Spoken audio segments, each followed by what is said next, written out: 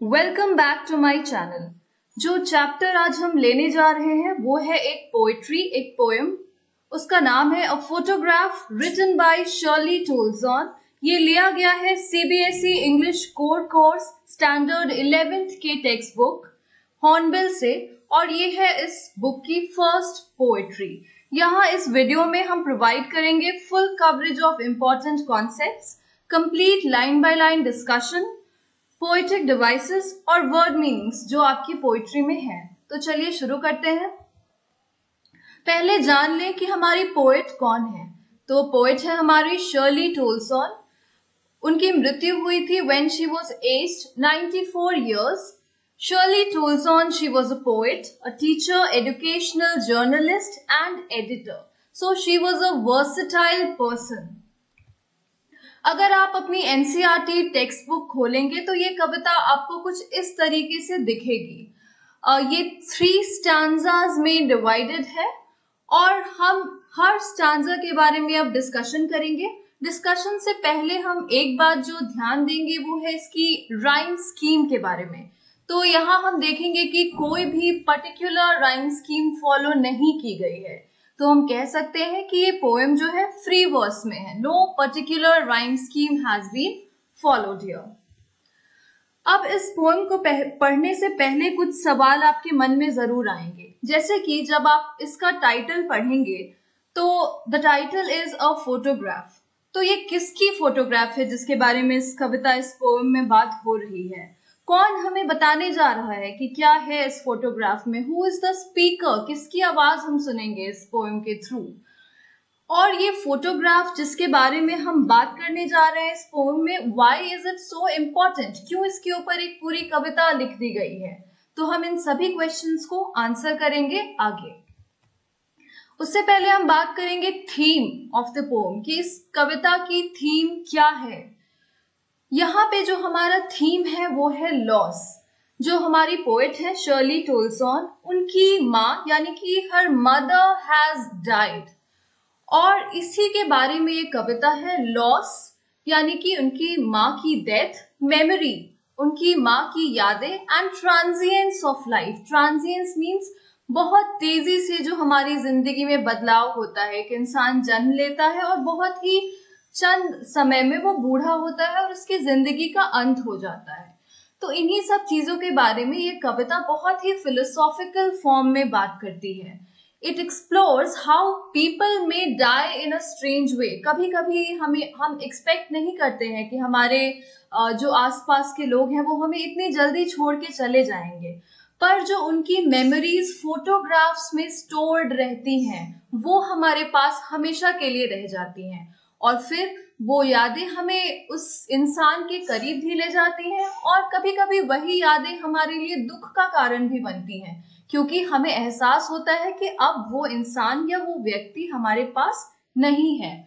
हम उनकी यादों को एक टैंजिबल फॉर्म, टैंजिबल यानी कि जिसे हम टच कर सके, जिसे छू सके, तो फोटोग्राफ्स एक ऐसा माध्यम है जिससे हम एक ऐसा व्यक्ति जो अब हमारी जिंदगी में नहीं है उसे भी देख सकते हैं, याद कर सकते हैं और छू सकते हैं अपने हाथों से। ये जो कविता है फोटोग्राफ, ये 3 स्टेजेस में डिवाइड की गई है। जो 3 स्टैंजास आप देख रहे हैं इस कविता की, उनमें 3 स्टेजेस की बात हुई है। पहला जो स्टेज है उसमें जो पोएट की माँ है, जो पोएट्स मदर है, वो एक छोटी बच्ची है और वो गई है एक सी हॉलिडे। सी हॉलिडे यानी समुद्र के किनारे। She has gone for a holiday अपनी 2 बहनों या फिर अपनी 2 कजिन्स बेटी और डॉली के साथ। जब हम सेकेंड स्टैंजा पढ़ते हैं तो हम वक्त में 20 या 30 साल आगे बढ़ चुके होते हैं। अब जो पोएट की माँ है वो एक मिडिल एज्ड वुमेन है, यानी कि 30 या 40 साल की एक महिला है, और वो उसी फोटोग्राफ को देखकर अपने बचपन को याद करती हैं। जब हम थर्ड स्टैंजा पढ़ते हैं तब हमें रियलाइज होता है कि अब जो पोएट की माँ है वो मर चुकी है, उनकी डेथ हो चुकी है, and she is no more in this world. तो ये जो कविता है ये 3 stages of poet's mother's life, यानी कि पोएट की जो माँ है उनके जीवन के 3 स्टेजेस को दर्शाता है, और ये भी दर्शाता है कि इसका पोएट के जीवन पे यानी कि शर्ली टोल्सन के जीवन पे क्या प्रभाव पड़ा। अब हम देखते हैं स्टैंजा बाय स्टैंजा क्या डिस्क्रिप्शन है, और हम देखेंगे important poetic devices and word meanings as well. तो आइए हम पढ़ते हैं। Stanza 1। The cardboard shows me how it was when the two girl cousins went paddling, each one holding one of my mother's hands, and she, the big girl, some 12 years or so. All three stood still to smile through their hair. यहाँ पे जो cardboard है, आपने देखा होगा जब आपको आपके स्कूल के ग्रुप फोटोग्राफ्स मिलते हैं तो वो एक थिक शीट ऑफ पेपर के ऊपर चिपकाए हुए या पेस्ट किए हुए रहते हैं। तो उसी की बात हो रही है यहाँ। पहले फोटोज को इसी तरीके से स्टोर किया जाता था। तो उस फोटोग्राफ को देखते हुए पोएट बोल रही हैं कि उन्हें यह बताता है कि जब उनकी माँ अपनी दो बहनों यानी अपनी दो कजिन्स बेटी और डॉली, हम नाम आगे देखेंगे कि उनका क्या है, अभी हमें ये पता चल रहा है कि वो पैडलिंग के लिए गए थे। पैडलिंग का मतलब किसी भी बोट में या किसी भी शिप में जब हम शैलो वाटर में मूव करते हैं तो उसको बोलते हैं पैडलिंग। ये जो दो कजिन्स हैं ये पोएट की माँ की दोनों तरफ खड़ी थी और उन्होंने उनके हाथ को पकड़ा हुआ था। और she the big girl, she यहाँ जो वर्ड शी है ये रेफर करता है पोएट की माँ यानी कि शर्ली टोल्सन की माँ के लिए। वो उस वक्त 12 साल की थी उस फोटोग्राफ में। All three stood still to smile। अब जो भी यहाँ पे रेड इंक में मार्क्ड टेक्स्ट है वहां पे पोएटिक डिवाइस आ रहा है कोई ना कोई। हम उन पोएटिक डिवाइसेस के बारे में बात करेंगे आफ्टर डिस्कशन ऑफ मीनिंग। तो ये जो तीनों गर्ल्स खड़ी हैं, ये जो तीनों बच्चियां यहाँ खड़ी हैं, ये तीनों स्माइल कर रही हैं और हवा के कारण, because of the windy atmosphere, because of the breeze of air that is flowing, उनके जो चेहरे के बाल हैं वो सामने आ जा रहे हैं, पर उनकी स्माइल क्लियरली विजिबल है उनके फेस पे। At the uncle with a camera, और इस फोटोग्राफ को लिया है उनके अंकल ने। A sweet face, my mother's, that was before I was born। तो नेचुरली यहाँ पे पोएट की माँ सिर्फ एक 12 साल की बच्ची है, तो इस वक्त पोएट का जन्म नहीं हुआ था। और पोएट बता रही है कि कैसे इस फोटोग्राफ में उनके फेस पे वो चाइल्डिश इनोसेंस है, वो स्वीटनेस है जो कि एक बच्चे के चेहरे पे होती है। एंड द सी, चूंकि वो गए हैं एक बीच पे एक सी हॉलिडे के लिए, यहाँ पे हम बात करेंगे परमानेंस ऑफ नेचर की। हम ये लाइन पढ़ेंगे, and the sea which appears to have changed less. जो सी है इतने सालों के बाद भी जो समुद्र है वो आज भी वैसा ही है। पोएट की माँ वो बड़ी हो गई, उनकी मृत्यु हो चुकी है, she has died, but the sea is the same. आज भी अगर वो वहां जाए तो सी जो है, जो समुद्र है, वो देखने में बिल्कुल वैसा ही, ठीक वैसा ही दिखेगा जैसा कि वो सालों पहले था। तो यहाँ पे एक कॉन्सेप्ट आता है परमानेंस ऑफ नेचर। नेचर जो है वो इटर्नल है, वो परमानेंट है, जबकि ह्यूमन बीइंग्स जो है, हमारी जो लाइफ है वो बहुत ही शॉर्ट है अगर हम कंपेयर करें इसे परमानेंस या फिर इटर्निटी ऑफ नेचर से। अब लास्ट लाइन देखेंगे, washed their terribly transient feet. तो क्या वॉश हो रहा है यहाँ पे? जो सी वेव्स होते हैं वो आके इन तीनों जो यहाँ पे पोएट की मदर और उनकी दो कजिन्स हैं उनके पैरों के ऊपर सी वाटर आ रहा है, और इसीलिए यहाँ कहा जा रहा है कि sea washed their terribly transient feet.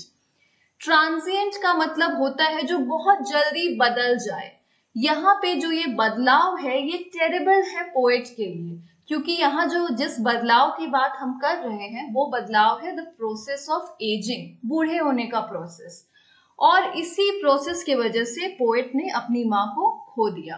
अब यहाँ पे जो है, जो चेंज आ रहा है, जो बदलाव आ रहा है, वो सिर्फ फीट या फिर वो सिर्फ उनके पैरों या कदमों में नहीं आ रहा, पर क्यों यहाँ पे सिर्फ फीट वर्ड का इस्तेमाल किया गया है वो भी हम देखते हैं आगे। अब बात करते हैं poetic devices used in stanza 1। तो पहला पोएटिक डिवाइस जो यूज किया गया है वो है alliteration, stood still to smile. यहाँ पे हम देखेंगे कि जो अल्फाबेट एस है वो 3 बार आया है जो कि स साउंड प्रोड्यूस कर रहा है, which creates a musical effect. तो यहाँ पे पहला हमारा पोएटिक डिवाइस हो गया alliteration, repetition of same sound more than once to create a musical effect। दूसरा हम देखेंगे टेरिबली ट्रांजिएंट फीट। यहाँ भी ट साउंड का रेपिटेशन हुआ है तो एलिटरेशन हुआ है यूज ऑफ कोर्स। एक और जो बहुत इंपॉर्टेंट पोएटिक डिवाइस यहाँ पे यूज हुआ है वो है सिनेक्डके। अब सिनेक्डके क्या है? सिनेक्डके का मतलब when a part of something is used to refer to the whole. जैसे कि यहाँ पे आप एक और एग्जाम्पल देख सकते हैं कि ये जो लड़की पिक्चर में है ये पूछ रही है do you like my new wheels. तो यहाँ पे जो वर्ड व्हील्स है वो पूरी की पूरी गाड़ी या फिर कार के लिए इस्तेमाल की गई है। सिमिलरली जो हम इस लाइन में यहाँ देख रहे हैं टेरिबली ट्रांजिएंट फीट, यहाँ जो वर्ड फीट है वो पूरी पोएट की मदर के लिए यूज किया गया है। Feet denotes the entire personality of mother, entire physical presence of mother. और सिर्फ फीट नहीं चेंज हो रहे हैं बल्कि पूरी जो पोएट की मदर है she is aging with time and eventually she dies one day. अब हम देखते हैं स्टांजा 2। अब हम आ गए हैं सेकेंड स्टेज में। अब हम वक्त में, टाइम में 20-30 साल आगे बढ़ गए हैं। एक जो ध्यान देने वाली बात है कि स्टांजा 1 में जो पोएट की माँ है, poets mother, she is 12 years old। तो अब हम कैलकुलेट कर सकते हैं कि अगर हम 30 साल आगे बढ़े हैं तो पोएट की मदर 12 + 30 यानी कि अप्रोक्सीमेटली 42 years old हैं। Now she is a middle aged woman. अब वो अपने मिडिल एज में आ चुकी है और उसी फोटोग्राफ को जो कभी एक रियलिटी थी, जो कभी उनके लिए एक बहुत ही एंजॉयबल मोमेंट था, उस फोटोग्राफ को अब वो देख के हंस रही हैं। हंस रही हैं क्यों? वो याद कर रही हैं अपनी बचपन की मेमोरीज को। और वो पोएट को बताती है कि देखो इस फोटोग्राफ में जो 2 कजिन्स है मेरी, सी बेटी and Dolly, and she would say and look how they dressed us for the beach. और वो बहुत ही अम्यूज्ड हैं, वो बहुत ही खुश है और साथ ही साथ ऑकवर्ड भी फील कर रही हैं जो उन्होंने कपड़े पहने हुए बीच के लिए। वो अपनी डॉटर शर्ली टोल्सन को बता रही हैं कि देखो मेरे पेरेंट्स ने या फिर मेरे गार्जियंस ने मुझे कैसे तैयार किया था सी हॉलिडे के लिए। The sea holiday was her past. जो ये सी हॉलिडे की मेमोरी है जब वो बीच पे गई थी अपनी कजिन्स बेटी और डॉली के साथ, वो उनके लिए अब एक पास्ट मेमोरी बन चुकी है जिसमें वो कभी भी वापस नहीं जा सकती हैं। Mine is her laughter. और पोएट यानी कि शर्ली टोल्सन के लिए जो अपनी माँ की हंसी है वो एक पास्ट मेमोरी बन चुकी है। तो यहाँ पे 2 पास्ट मेमोरीज की बात हो रही है। पहली जो पास्ट मेमोरी है वो पोएट की माँ की है जो कि है वो सी हॉलिडे। दूसरी पास्ट मेमोरी जो है वो पोएट की मेमोरी है यानी कि शर्ली टोल्सन की मेमोरी, जब वो अपनी माँ को हंसता हुआ देख रही थी उस फोटोग्राफ को देखते हुए। दोनों पास्ट मेमोरीज अब कभी भी वापस नहीं आ सकती हैं, वो लॉस्ट हो चुकी हैं। बोथ, यहाँ जो बोथ है वो इन्हीं 2 पास्ट मेमोरीज के बारे में हम बात कर रहे हैं। बोथ यानी कि 2 चीजों के बारे में बात हो रही है। और क्या है वो 2 चीजें? यही 2 पास्ट मेमोरीज। पहली past memory Shirley Toulson's mother about the sea holiday, and second past memory is the memory of Shirley Toulson about her mother. यहाँ पे एक वर्ड यूज हुआ है राय, WRY. It means a person's expression of disappointment or sadness. जब Shirley टोल्सन की mother उस photograph को देख रही थी जिसमें कि वो एक बच्ची है, वो सी हॉलिडे के लिए गई थी, वो सैड थी क्योंकि अब वो कभी भी उस वक्त में वापस नहीं जा सकती। इसी तरीके से जब शर्ली टोल्सन अपनी माँ को याद करती हैं वो भी डिसअपॉइंट हो जाती हैं क्योंकि अब उनकी माँ उनके साथ नहीं है, she is dead, she is no more, और वो कभी भी उनको वापस पा नहीं सकती हैं। तो बोथ यहाँ उन्हीं 2 पास्ट मेमोरीज को इंडिकेट करता है। अब यहाँ एक लाइन है with a laboured ease of loss. तो 2 वर्ड यूज हुए हैं साथ में, लेबर्ड यानी कि बहुत मेहनत करना और ईज मतलब कि बहुत इजी। तो ये जो लॉस है दोनों का, पहला लॉस पोएट की माँ का, दूसरा लॉस हमारी पोएट शर्ली टोल्सन का, दोनों लेबर्ड भी हैं यानी कि बहुत मेहनत उन्हें हो रही है उस लॉस से कॉम्पनसेट करने में। और ईज, ईज मीन्स वो लॉस इतना जल्दी हुआ, इतना क्विक लॉस था, वो इतना सडन लॉस था कि वो उस बारे में कुछ भी नहीं कर पाए। तो इन दोनों वर्ड्स का यही मीनिंग होगा। लेबर्ड मीन्स किसी चीज, किसी दुख, किसी लॉस से उबरने के लिए जो हमें स्ट्रगल करना पड़ता है उसी को हम बोलते हैं लेबर्ड। और ईज मतलब इतनी आसानी से जो हमारे जीवन में लॉस होता है, जैसे कि किसी व्यक्ति का गुजर जाना, किसी की death, so that is very easy, that is very quick, that is sudden.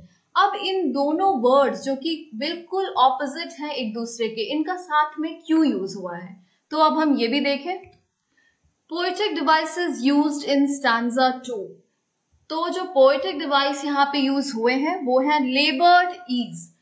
जो पोएटिक डिवाइस यहाँ पे आता है वो है ऑक्सीमोरोन।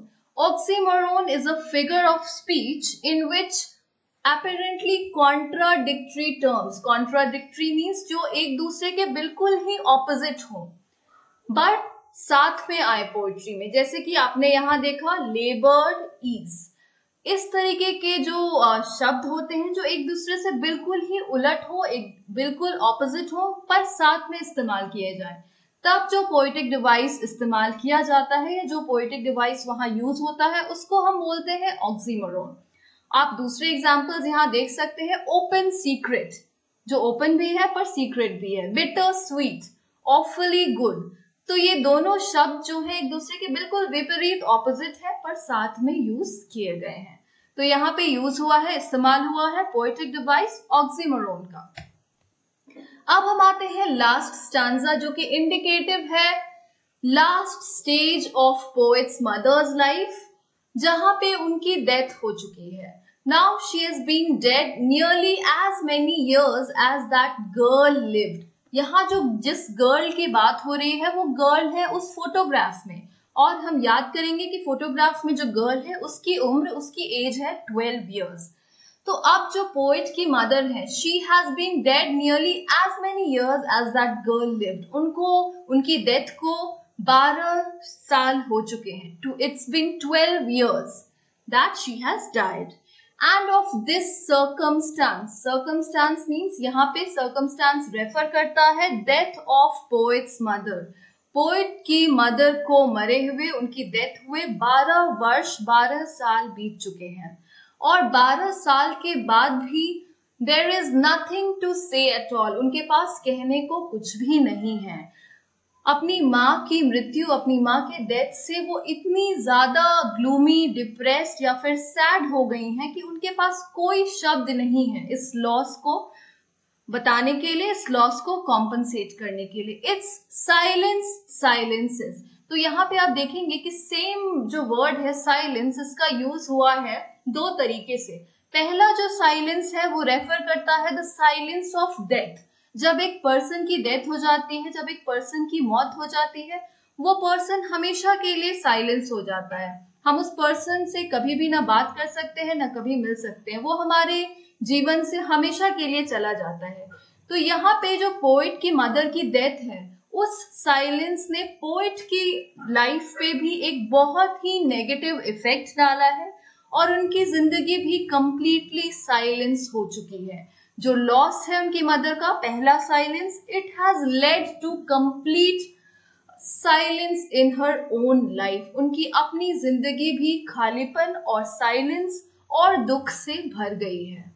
तो ये जो दिस सर्कमस्टेंस है, ये रेफर करता है पोएट की मदर की डेथ को, which has completely silenced her life.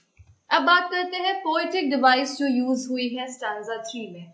तो एलिटरेशन तो आप देख ही सकते हैं कि साउंड स जो है उसका रेपिटेशन हुआ है यूजिंग द अल्फाबेट एस। तो silence, silences, it is definitely alliteration. After that एक बहुत इंपॉर्टेंट पोएटिक डिवाइस जो यूज हुई है वो है रेपिटेशन। अब ये रेपिटेशन क्या है, तो आप नाम से ही गेस कर सकते हैं, जब सेम वर्ड्स को बार बार रिपीट किया जाए। क्यों रिपीट करते हैं हम एक ही वर्ड को बार बार? टू क्रिएट अ पैटर्न, एक पैटर्न क्रिएट होता है, रिदम बनता है, और एम्फसाइज किया जाता है एक पर्टिकुलर आइडिया पे। जैसे कि यहाँ पे साइलेंस वर्ड 2 बार रिपीट हुआ है, ये एम्फसाइज करता है कि पोएट की जो जिंदगी है वो कितनी ज्यादा खालीपन से भर गई है, वो कितनी ज्यादा सैड और ग्लूमी बन गई है आफ्टर हर मदर्स डेथ। तो यहाँ पे रेपिटेशन का इस्तेमाल हुआ है। तो ये सारे पोएटिक डिवाइसेस यूज हुए हैं, और ये जो पोएम है ये एक लैमेंट यानी कि अपनी माँ की मौत के बाद जो पोएट की फीलिंग्स हैं उसको दर्शाता है। एक पेरेंट या फिर एक माँ की मृत्यु या फिर डेथ का जो लॉस है उससे हम कभी रिकवर नहीं कर सकते हैं, और यही फीलिंग्स इस कविता, इस पोएम के माध्यम से हमें हमारी पोएट जो है शर्ली टोल्सन उन्होंने बताई है। आई होप आपको ये वीडियो यूजफुल लगी होगी। अगर आपको ये वीडियो पसंद आई, kindly like, share and subscribe. Thank you students for watching this video.